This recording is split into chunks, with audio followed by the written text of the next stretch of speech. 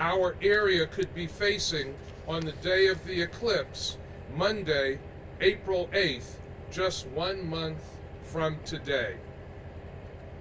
With crowd estimates of 500,000 to 1 million converging on the Buffalo area, residents must take this event seriously and prepare in advance, much like we would for any other major event taking place in our city. We want everyone to enjoy this historic moment, but do so in a smart and safe manner. Today, we are urging residents to plan ahead and take necessary precautions. Prepare well in advance. Going to a grocery store, picking up a prescription, or going to the gas station might be difficult on the day of the eclipse, so do these things in advance. We recommend that people get what they need to get days in advance so they don't potentially get caught in traffic jams. Also, reschedule appointments if you can. City residents should plan for and anticipate heavy traffic congestion and possibly gridlock on April 8th. Potentially, throughout the entire day, you will see heavy traffic and into the evening. We know traffic congestion has been an issue from our analysis of previous eclipse events. EMS services may be delayed. Make sure you have a sufficient quantity of medication on hand in your home. So again, we want to stress the importance of having your medications, whatever you need to get from the pharmacy, from the grocery store, do it days in advance if you can do that. With that in mind, we recommend that residents view the eclipse from their homes if you can. Your view at home will be the same as any other place. There's no need to travel or go to an elevated area. The eclipse will be viewable wherever you are. If you plan on attending a viewing party, we suggest you attend one that is in walking distance, whether it be at a park, at a restaurant, or some other location. It could be better to stay close to home and to walk. If you need to drive to an event like the Outer Harbor or Sail and Field, the message is simple. Leave early and be prepared to stay late and potentially a long and slow drive home. Pack extra food and water in your vehicle. Be sure you have a full tank of gas, because you could be stuck out there for a long time if we get the amount of traffic that some are estimating. Preparation is key. To businesses in the city of Buffalo, we are strongly urging you to have a plan in place for your employees. Obviously, this is a big event for Buffalo's hospitality and tourism industry. With so many visitors expected, we want businesses to take advantage of this opportunity, but do that in a smart and safe way.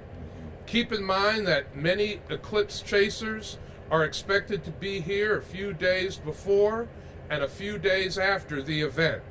So start your preparations now, businesses. And I know from talking to a lot of businesses in the city of Buffalo that businesses have started their preparations early. And I think our businesses in the city are going to be prepared. But this is just another reminder. The Buffalo non-dining and non-retail business owners, you might consider having your employees work from home on April 8th or close altogether. Now again, that's a suggestion for non-dining and non-retail businesses. One final major message. Be aware that cell service on that day is expected to be greatly affected, meaning that people might not have cell service at all for extensive periods of time on April 8th. When there are too many people in an area, the cell towers do get jammed. Please be sure to talk to your family members about this. Maybe set up a meeting place for family in the event of an emergency. There's more information on the city's Eclipse webpage about how families can go about setting up their emergency plans in the event that they need one. The bottom line is this: Monday, April 8th will not be an ordinary day in Buffalo. We are urging everyone to take this event seriously, to start planning now if you haven't already.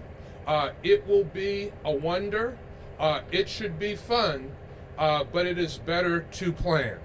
Now, here to talk more about our Eclipse public safety efforts, our whole list of speakers. We'll start with Buffalo Police Commissioner Joe Gramaglia. Thanks, sir. So I want the public to be aware that we have been planning for this on the emergency services first responder side for quite some time. There's been numerous meetings, not just within the Buffalo Police Department, the Buffalo Fire Department, but our county partners, the state side, and even our federal partners. So we have a full operation plan that's in the works. We've been putting together how we're going to staff up for that day. There will be extra police staffing on that day. We will have specialized units out in various areas. So again, as the mayor said, you're going to potentially have a problem with traffic, and we urge everyone to be very, very patient. We will respond to areas to help ease congestion of traffic to the best that we can. As I said, we don't quite know what to expect, but we're planning for the unexpected. Part of helping to get through some of that is we are unveiling today. We just took delivery of 6 brand new UTVs. One more is just about done. It's at the shop being finalized, so we have 5 behind us. These are going to help us get around traffic congestion, get around issues, help respond to any emergencies. The fire department has theirs out as well. Again, as the mayor said, we're going to be out there. We have a plan. Our emergency operations center is going to be fully operational. It is going to be staffed with various levels of law enforcement, government, and emergency services personnel, and we are going to be out there. So the mayor also pointed out the cell coverage, and I think it's important to continue to point that out. You know, you've been to a Bills game, you've been to ball drop at midnight, and you can't get a connection. So plan ahead for that. We also, on that congestion, on a potential congestion on the ride home, make sure your cell phone is as charged as it can be. If you have an extra battery source for that or a phone charger in your car, bring that. But we urge patience. If you are stuck in a traffic jam, we urge patience. If you have the ability to take the metro rail, if you have the ability to walk to an event, then we certainly urge that. If it's a nice day, take your bicycle as well. That will help you get around. So find alternate modes of transportation. And as the mayor said again, I'll reiterate, if you are at home, I think the best option is to view from home. But if you are going to go to one of those events, plan your process and how you're going to get there and how you're going to leave. Thank you. Thank you, Commissioner. Next, we'll hear from the city's emergency services manager, Thomas Luby. Good morning. Our planning continues for the Eclipse as it's coming up. We're working with our interjurisdictional partners and still continue to find successful bits of information. It helps us focus where we need to do based on what they're coming on there continuously. So as the work group gets bigger and bigger, the interagencies contribute a lot to it, and we share things across the federal, state, and federal government and other partners through this process. We're continuing to outreach to communities, working with the block clubs and get the residents and the community better prepared for things that they can do and how to be successful in this event and take it in as the bottom line is being safe and enjoy the event and what is going on. Thank you. Our next speaker will be Buffalo Fire Commissioner William Ronaldo. Thank you, Mayor. Good morning, everyone. Commissioner Gramaglia, the Mayor, and Mr. Luby touched on a lot of items already. I'm going to emphasize a couple more of them. One of them is the medication issue. So I'd ask anyone who has a pre-existing medical condition to make sure they have enough of their prescribed medication on them, either in the vehicle or wherever they're viewing the eclipse, whatever location they happen to be at. Just have enough of that on you. Full gas tank, of course, as well. Because, as we said, there's going to be we anticipate a lot of traffic congestion. And along those lines, from Buffalo Fire department point of view, our major focus, is going to be on freedom of movement, being able to get where we need to go, when we need to get there, and keep our response time to a reasonable level with the traffic congestion that we're anticipating. To that end, we have our water rescue unit behind me. They'll be staged appropriately so they can deploy onto the water. We're also anticipating a large number of boaters that are going to be out that day. We also have our UTVs. There's three of them behind us. We have a fourth one back at Special Operations. All of those will be deployed as well. Once again, to maneuver through some of our more congested areas. We don't anticipate too many issues in the city itself, but we're talking about areas like Furman Boulevard, Tift, Outer Harbor, places like that where it may be a little more difficult to get to. So that's major. So we're looking at more of a mobile response with these vehicles, as well as our frontline apparatus as well. So thank you.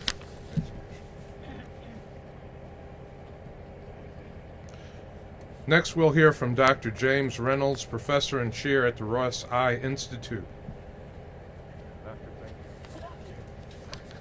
Thank you, Mr. Mayor. It's my pleasure to be here today. One of the things I want to start with and echo is exactly one of the major messages of the mayor, and that's planning. And we're hearing about planning where you're going to be, planning for your medication, planning for your emergency plan, planning all those kind of things that lead up to and exiting from your viewing space. But I want to emphasize you must also plan for your engagement that day with the sun. You have an appointment, and that appointment must be planned for. You must plan for yourself. You must plan for your children. I especially want to mention you must plan for your children. Now, why is that? Because there is no safe viewing of the sun with the naked eye.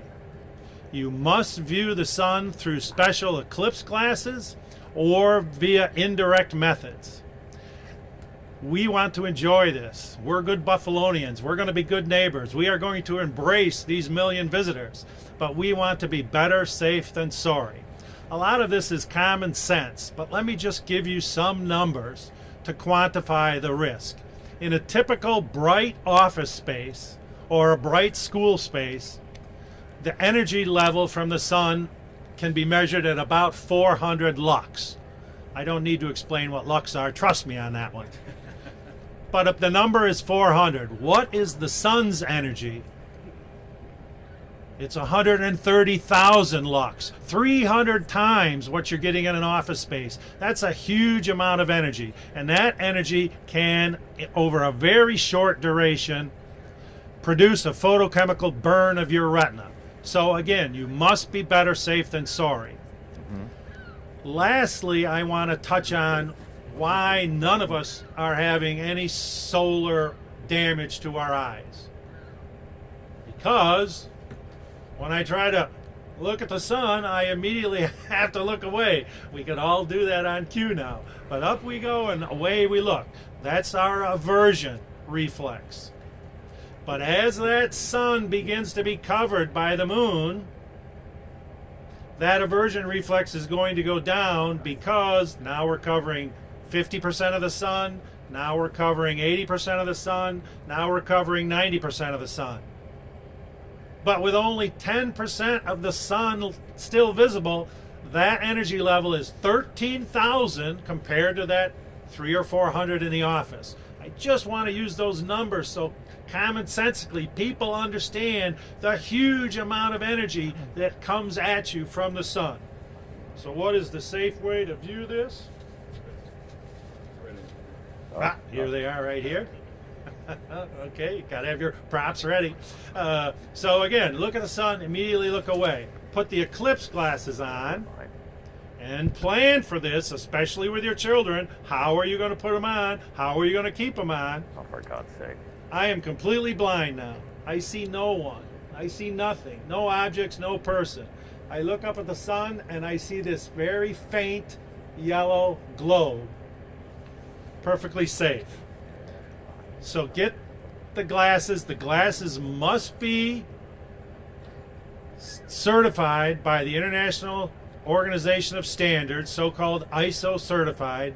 They are supposed to be 12312-2 lenses, and they will protect you.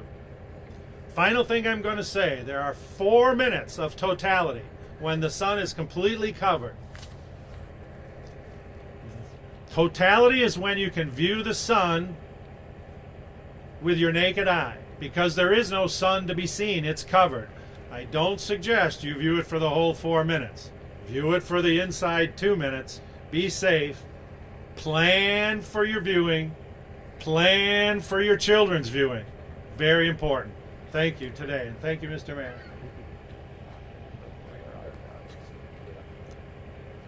Thank you very much, Dr. Reynolds.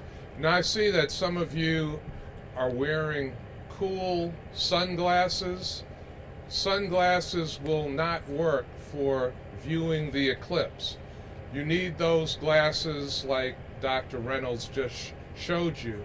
So, if you got a cool pair of Men in Black looking sunglasses, those won't do the trick for you.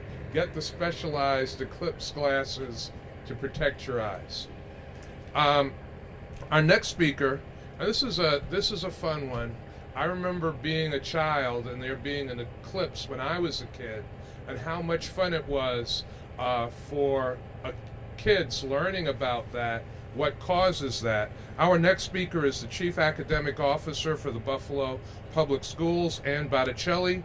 She's representing School Superintendent Dr. Tanja Williams.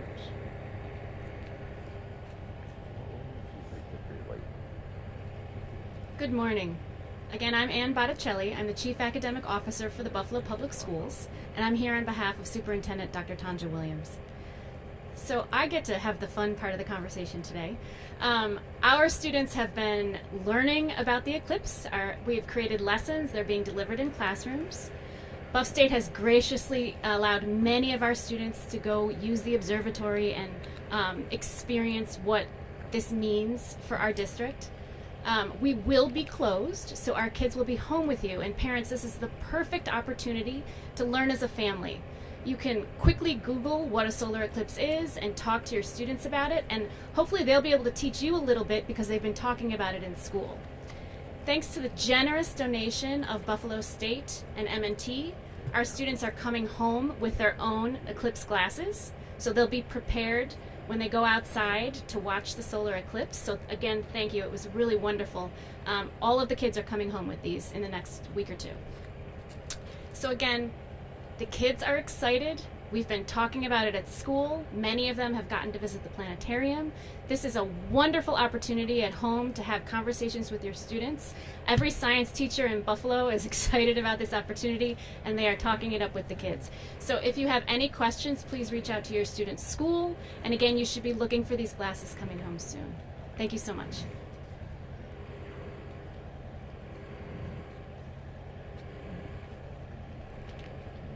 Well, speaking of the planetarium, representing the Buffalo Eclipse Consortium is Dr. Kevin Williams, Associate Professor of Geosciences and Director of the Whitworth Ferguson Planetarium at Buffalo State University. Thank you, Mr. Mayor. You've heard a lot today about planning, and it's really important to plan for everything that you've heard about today, the logistics, the safety. But I also want to talk a little bit about the excitement, right? We shouldn't get lost in the fear that we're going to have 1 million people visiting, or that we're going to possibly hurt our eyes. All that is very important. But let me explain a little bit what's going to happen during the eclipse, because most people have not experienced a total solar eclipse. As the moon's shadow starts passing over us, it's important to remember that the eclipse isn't just those couple of minutes of totality. It lasts about 2.5 hours. Starting a little bit after 2 o'clock, we won't notice a lot. But as Dr. Reynolds was mentioning, with eclipse glasses, you'll be able to watch as more and more of the sun gets covered by the moon. Once we get to that time of 3:18, when totality starts, a few minutes before that, we'll start to notice the lighting of the sky changing just a little bit. The shadows will look different. We might notice the temperature starting to decrease. It's going to be otherworldly in some ways. as we get just a few seconds before totality, with our eclipse glasses, we'll be able to watch just the little last bits of the sun being blocked out by the moon, and we'll see what are called Bailey's beads, those last bits of the sun showing through the low areas on the moon. Once you're no longer able to see the sun through your eclipse glasses, then it's safe to take them off and look at totality. What you're going to see is a darkened sky. It will not be nighttime dark. You'll see sunset colors around the horizon, but as you look more in the direction of the covered sun, you'll see deeper and deeper blues and purples.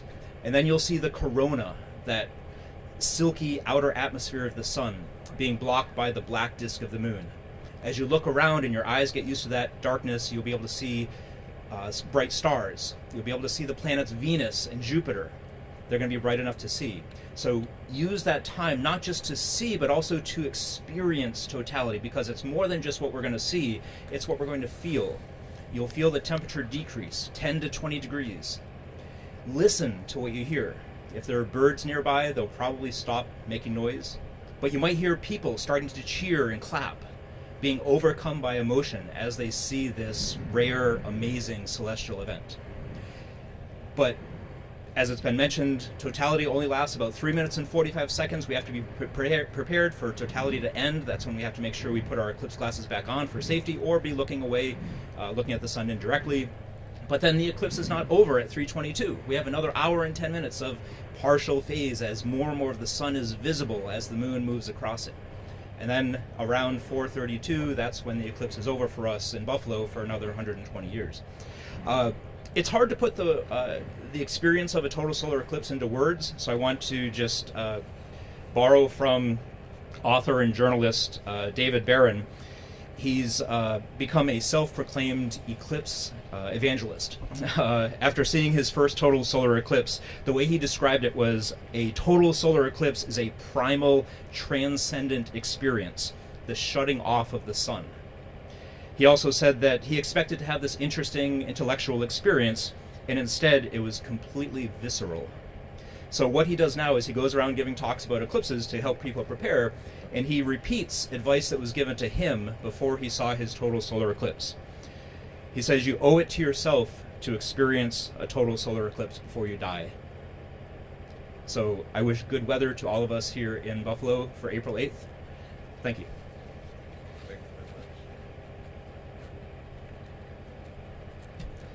Now, talking about the tourism implications and the implications for our restaurants and retailers is Patrick Kaler, the president and CEO of Visit Buffalo Niagara. Thank you, Mayor. April 8th, the occurrence of a total solar eclipse in Buffalo is a dream come true for a Convention and Visitors Bureau. We didn't have to go out to bid to lure this event to our community. We don't even have to advertise for people to come. Our hotels are already at full capacity almost, as well as commanding very high rates over multiple days. So this is going to have a major economic impact because of the hundreds of thousands, if not millions of people who will be coming to Buffalo and Western New York on April 8th, as well as the days leading up to and following April 8th. I have to applaud our community, our business community, our hospitality community for coming together to put together a wonderful opportunity of activities and events for people to experience, again, leading up to, on the day of, and the days after. We actually started booking our first group tour prior to the pandemic in 2017. This is how important these types of events are. Smith Travel Research actually equates a total solar eclipse event for a community such as Buffalo as almost our opportunity to host a Super Bowl, maybe even hosting a Taylor Swift concert. So we're very excited about the possibilities of what are going to be taking place on that day for our out-of-town visitors. But what's most important too is what's taking place today and hearing from Mayor Brown and his commissioners about keeping not only our residents safe, but our visitors safe. That's most importantly the paramount issue that we're looking at with having this type of an influx of people coming into our community. We want them to have a fantastic and enjoyable experience because we want them to come back in the future, but we also want them to have a safe experience. And so that's what's most important about what we're talking about today. Thank you.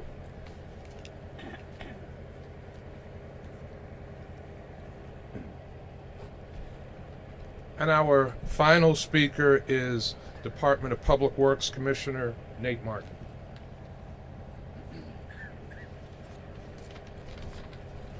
Thank you, Mayor.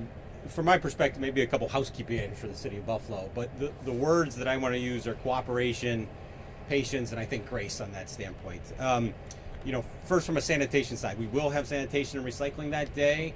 Some cooperation, we ask that all your totes are out at night. We're going to try to move through that really early that day and get off the streets as quickly as we can. So we want to maintain that city service for everybody on that Monday, so that's our plan. So a little cooperation to get everything out on Sunday night as normal. From another cooperative standpoint, our parks. So our parks are open for viewing. Won't be planned activity necessarily, but they're open for viewing. But please, when you go to a park, if you're walking to it or cycling to it, that's great. If you're driving to it, again, expect a lot of traffic potentially, but park in the designated parking areas. Don't park on the lawns, don't park on the fields. Try to maintain and keep on that hard space.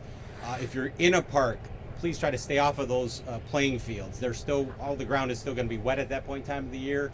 Damage to those playing fields, whether it's a ball diamond or one of the athletic fields, could hamper some of the Buffalo Schools athletic events and other athletic events in the city that we are planning for. So a little cooperation there. No overnight parking, no camping, typical rules that in the parks that we want everybody to cooperate with.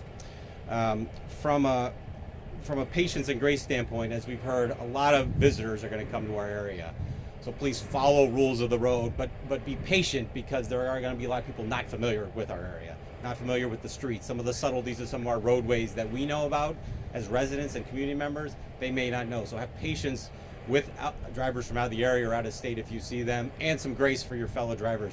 But really be aware and present when you're driving or when you're walking or when you're cycling. There is going to be a distraction, look up in the sky, but please be safe when you're moving around any of the rights of ways when we have all those three together. So looking forward to enjoying the event certainly as well. Thank you very much, Mayor.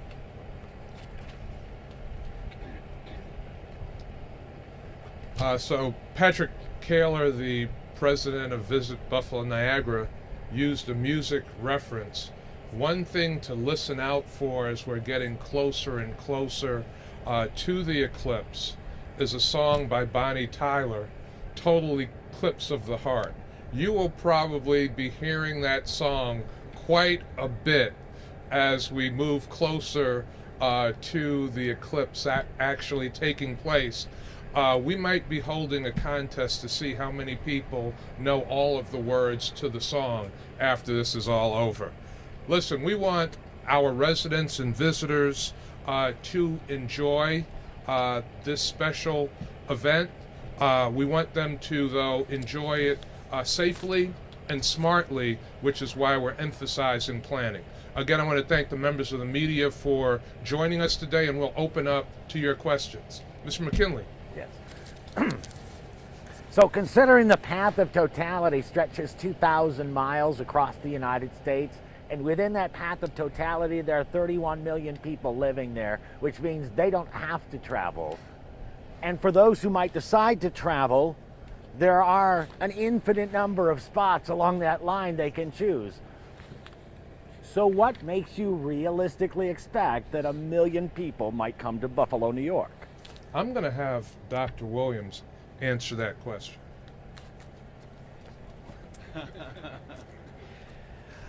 I'd say that $1 million number, million person number is a higher limit, but you have to kind of plan for that because it could happen. Imagine that you have this, like you said, really long path of totality, and Buffalo is the place with the good weather, and it's cloudy in many of the other places. This is where people are going to come. You are from here, right? Yes. Okay. And last April 8th, it was perfect weather. There were no clouds in the sky. So I think it's going to depend a lot on the weather, how many people come, but you have to prepare for it. And also, a lot of people want to come to a place to experience the eclipse where there are other things to do. And there are many great things to do here in Buffalo. So I think combining the activities, the culture, and the eclipse is the draw for Buffalo. So the key, Dave, is always just being prepared as a community, and that's what this is all about. We'll talk about walking that fine line between not making the eclipse become the apocalypse then. No, we can't We can't make it the apocalypse. This is actually a fun event. It's a great event. It's as you heard from Ann Botticelli, this is a wonderful event for children. It's a learning opportunity for the children in our community. And the next time something like this will happen is 120 years from now. None of us will be here for the next time. So we should enjoy it. This is not the apocalypse, but we want to be prepared so people can enjoy it in a smart and safe way. You got a rain date for the eclipse? No. Any other questions? Maybe more so for Commissioner Gramalia, but when you have a lot of people together, there is that worry that something possibly might happen. You talked about having a plan in place. Could you maybe elaborate a little bit more? Are you monitoring for any possible threats just in case? Yeah, I mean, we're consistently monitoring for those. I mean, we've got large-scale events already. You've got, you've got the arena, you got hockey games, you got in the summertime festivals. We're planning already for a week and a half from now. Actually, a week from now, the parades are coming up. Those are very large-scale events. We're used to doing that. We're used to planning those. Part of that is working with the intelligence community. Our chief of detectives is deeply embedded with the intelligence community nationwide. We look at all those, works with our federal partners in the state and the county as well. So we're all in touch on those things. So how do we plan for that? What do we do? You have to, and I hate to say this, you got to plan for the worst, hope for the best, but that hoping for the best doesn't mean that we're not staged up, staffed up. We're going to move our people around. We're going to have specialized units in. We're going to have mutual aid of other outside agencies right up through the federal level, some of their specialized units. So we're going to be in different areas if there are traffic problems that it's easier to get to. You don't stage in one spot. We're going to be staged in various locations. We want the community to, to rest assured that that we are monitoring everything, and we are planning extensively for this. Do you have any overtime budgeted? Is it going to be on all hands on deck? Because it seems to me your biggest problem might be, directing traffic through busier intersections. So we're still looking at those numbers, and that's the tough part. We don't know. We're throwing some numbers around, and why are we throwing those numbers around? Because we're getting those from other locations that have had these in years past. So. You have to look at what's been done before. There's after action reports. That's how you plan for the next event that comes up. So, the answer is we don't know, but we're also, we're going to plan to have additional staffing in so that we can mobilize and get to areas that might be of a bigger congestion, a bigger issue. But that's why we keep urging patience. Just because there's a traffic jam or a spot that's gridlocked, it doesn't mean we're going to be able to clear that out in 5 minutes. As the mayor said, coming out of a Bills game or coming out of the back of the arena, that you've got to wait for intersections further up to get cleared out and what's causing that. We want to be able to respond to those. It still is going to take time, but we are going to move assets to, to address those traffic concerns. So is it all hands on deck then? I don't say all hands on deck because I still have to plan for staffing for the night shift, the next day shift, right. But there's going to be a lot of hands on deck. Question for Pat Gaylor. You said that hotel capacity is at full capacity essentially. Did that exceed expectations? I guess in terms of timing, how quickly they filled up. I'll say there's a white paper put out by the University of Michigan that you might find very interesting from the 2017 eclipse.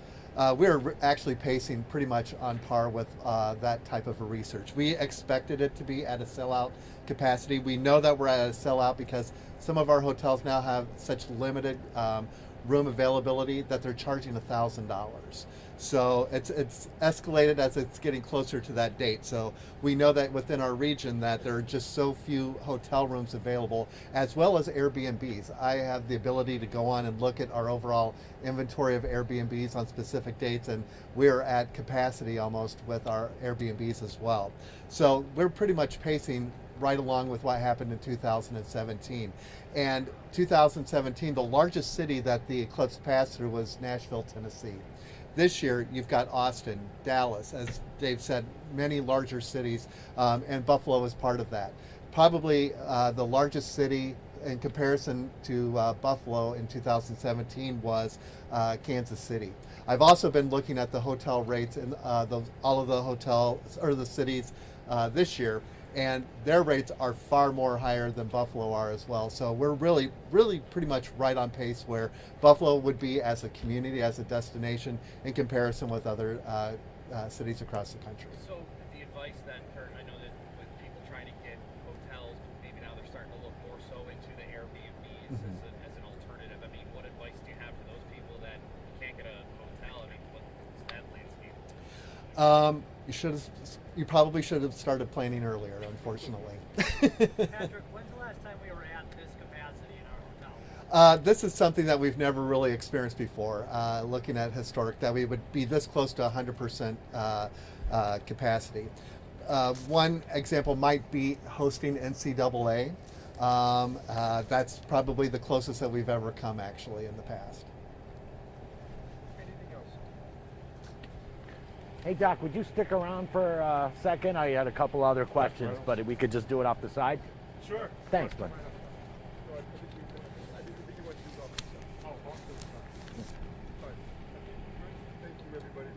Thank you very much, everybody. That concludes our news conference. Thank you.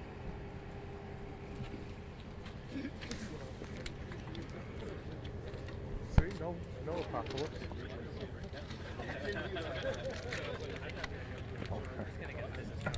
Huh? I'm just going to get a business card. The department sort of came late to the party, and so I didn't know all these preparations were going on, and so Beside herself, they're so excited. Yeah, they've been writing lessons. Yeah. Teachers all have them, delivering to the kids. We sent all of our fourth Are you gone for Easter? Most of our Earth Science students over to the A lot of us are gone, like, up until that Sunday on vacation for this I have been thinking of the last 2 years to make sure I get that day off. Oh, yeah. They won't good. let I'm me. just very pleased to hear that the schools are taking it as seriously as they are, because I really want every school-age child to have good instruction.